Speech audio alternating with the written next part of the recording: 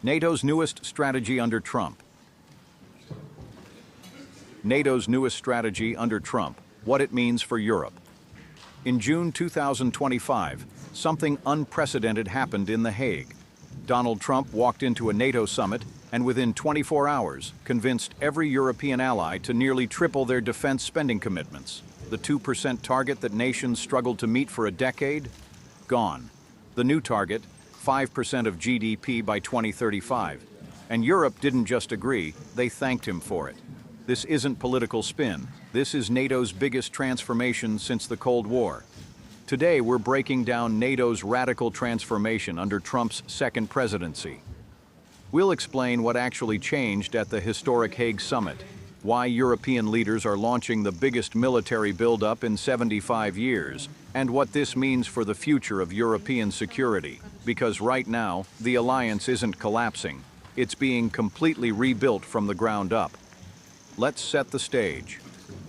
NATO was founded in 1949 as a shield against Soviet expansion. The agreement was simple. America guarantees Europe's security. In return, European nations host American bases and align with U.S. foreign policy. For decades, it worked. But after the Soviet Union collapsed, European defense spending plummeted. By 2014, only 3 NATO members met the alliance's modest target, spending 2% of GDP on defense. America was paying for everyone else's security. Then came Trump's first term. He called NATO obsolete and threatened withdrawal if allies didn't pay more. European leaders were shaken, but many dismissed it as bluster. He lost in 2020, and they breathed a sigh of relief. But in November 2024, Trump won again. And this time, he had a plan. Before taking office, he told reporters, "I think NATO should have 5%, not 2%. European capitals realized this wasn't a negotiation, it was an ultimatum. Trump's second term began with immediate pressure on Europe. In January 2025, Trump dispatched Vice President J.D. Vance and Defense Secretary Pete Hegseth to warn Europeans that Washington's new sheriff was intent on changing the terms of the relationship the White House. The message was blunt. Europe needed to take primary responsibility for its own defense. Secretary Hegseth made it clear that the administration was unwilling to establish an unlimited commitment to Ukraine and emphasized that European security should be the responsibility of European states. Behind the scenes, the Pentagon was already drafting troop withdrawal plans. Internal discussions considered removing up to 10,000 of the 20,000 personnel deployed to Eastern Europe after Russia's 2022 invasion of Ukraine. European capitals scrambled.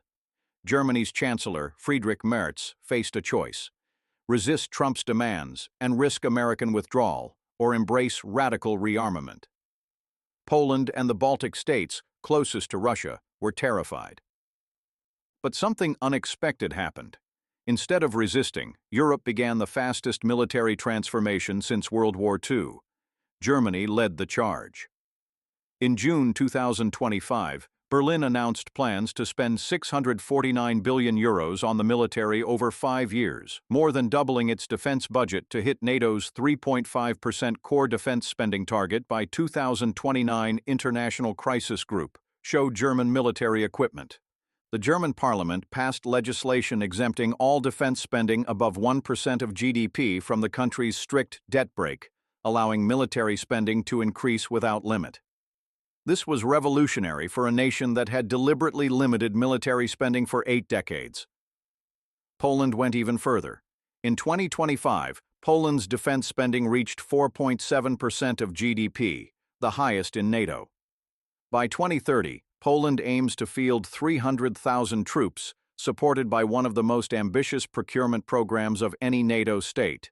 1,300 tanks, including 800-plus South Korean K-2 Black Panthers and 250 M1A2 Abrams.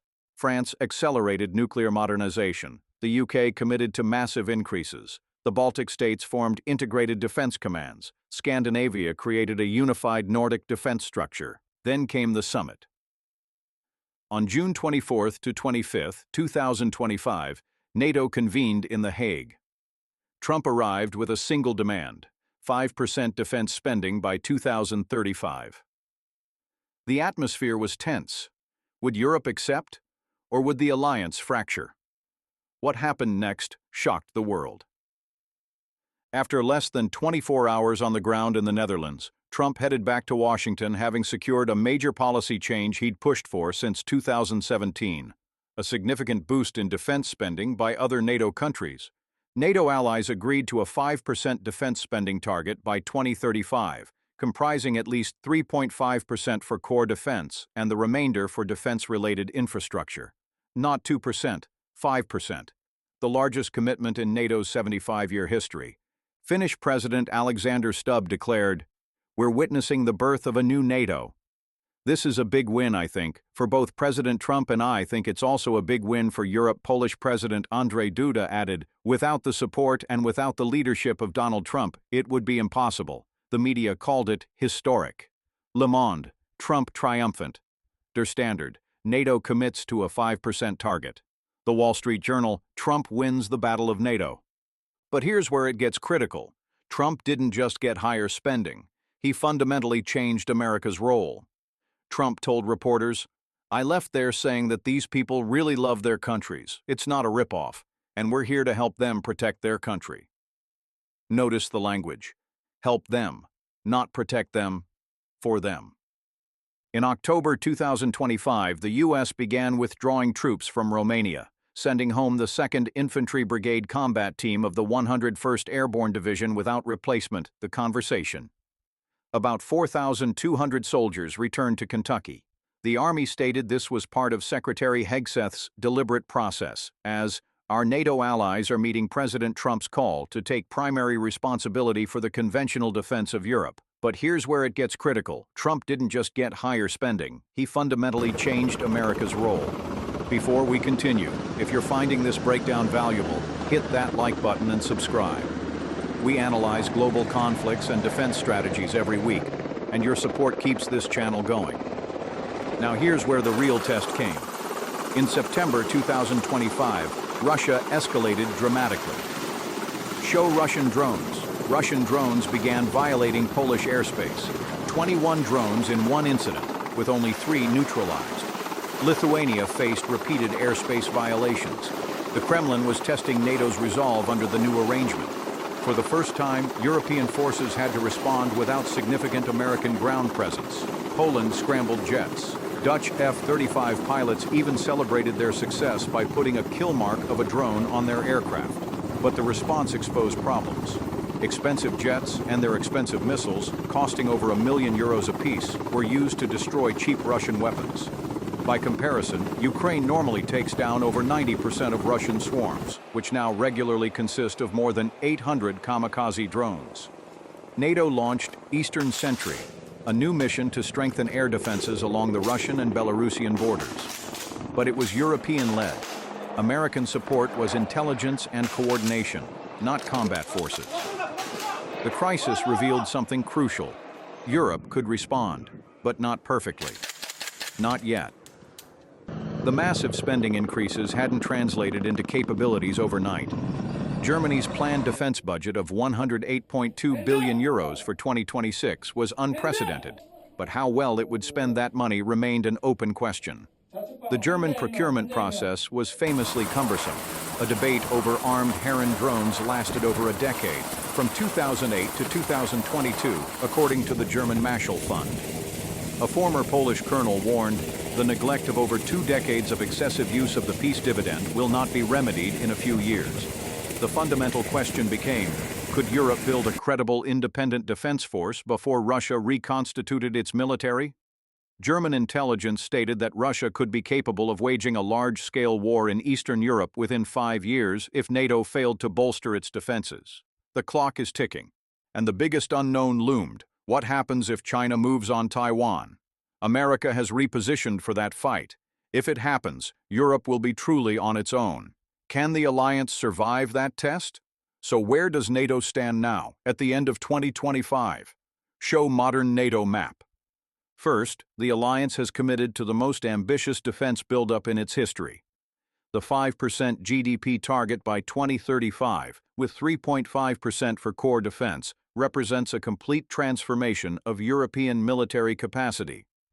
Second, the transformation is real, not just promises. Germany's defense budget will reach 162 billion euros by 2029, well ahead of NATO's timeline, according to the International Crisis Group. Poland now has one of NATO's 3 largest militaries, behind only the United States and Turkey, and far exceeds Germany, France, and the UK in troop numbers. European defense industries are booming. Artillery production has tripled. Ammunition stockpiles are being rebuilt. New tank factories have opened in Poland and Romania. The continent is no longer dependent on American supply chains. Third, America's role has fundamentally changed. The U.S. still has more troops deployed in Europe than before Russia invaded Ukraine in 2022, but the trajectory is clear. American forces provide strategic support, intelligence, air power, nuclear deterrence, while Europe handles conventional defense. But the Russian threat hasn't diminished. Moscow watched the NATO transformation and adjusted its strategy. The question isn't whether Russia will test the alliance again. It's when, and the Taiwan question remains unanswered. If conflict erupts in the Pacific, America will commit fully there. Europe will face Russia alone. That's the new reality. NATO's transformation under Trump's second presidency wasn't what anyone predicted. The alliance didn't collapse. It didn't become irrelevant. Instead, it evolved into something unprecedented. A genuinely two-pillar structure where Europe takes primary responsibility for continental defense, and America remains a strategic partner without being the sole guarantor. The Hague Summit of June 2025 will be remembered as a turning point, not because Trump forced Europe's hand, but because Europe chose to rise to the challenge. The question now isn't whether NATO will survive. It's whether Europe can build capable, integrated forces fast enough to deter the threats ahead. We're watching the birth of a new European military power. The next decade will determine if it's strong enough to stand alone. That's it for today's breakdown on Global Defense Review. If you want more analysis on how military strategies are reshaping the world, hit that subscribe button. We dive deep into the conflicts, alliances, and weapon systems that matter. Thanks for watching, and I'll see you in the next one.